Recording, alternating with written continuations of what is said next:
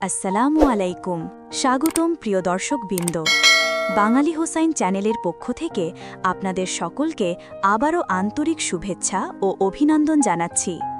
আজ আমরা জানব পৃথিবীর এমন এক গ্রাম যেখানে জন্ম নেওয়া শিশু থেকে বৃদ্ধ কারো চোখেই আলো নেই।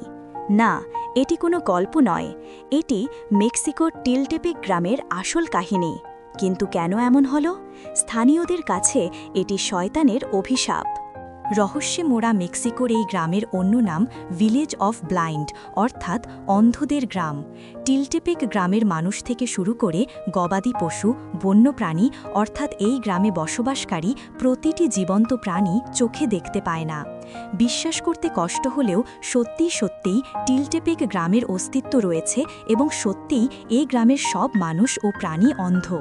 টিলটেপেক গ্রামে প্রায় ৭০টি কুঁড়েঘর রয়েছে, কিন্তু এর মধ্যে কোনো ঘরেই দরজা জানালা নেই। গ্রামের বাসিন্দাদের বিশ্বাস, লাভজুয়েলা নামের অভিশপ্ত একটি গাছের কারণেই গ্রামটির সব প্রাণী অন্ধ, যদিও বিজ্ঞানীরা এখনও সেই গাছের অস্তিত্ব খুঁজে পাননি। বিজ্ঞানীরা আবিষ্কার করেছেন ব্ল্যাক ফ্লাই নামে এক বিষাক্ত মাছি টিলটেপেক গ্রামের বাসিন্দাদের অন্ধ হওয়ার নেপথ্যে রয়েছে।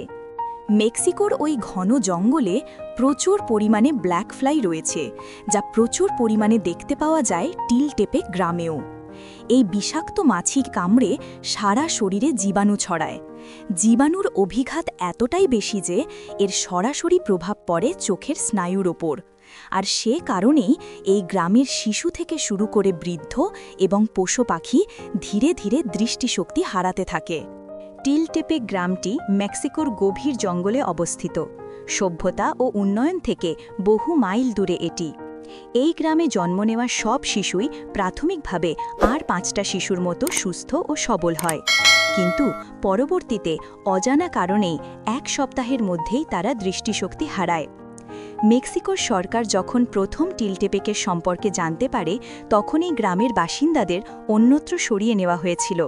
কিন্তু জলবায়ু পরিবর্তনের কারণে গ্রামবাসীর অনেকে অসুস্থ হয়ে পড়েন, বেশ কয়েকজন মারাও যান।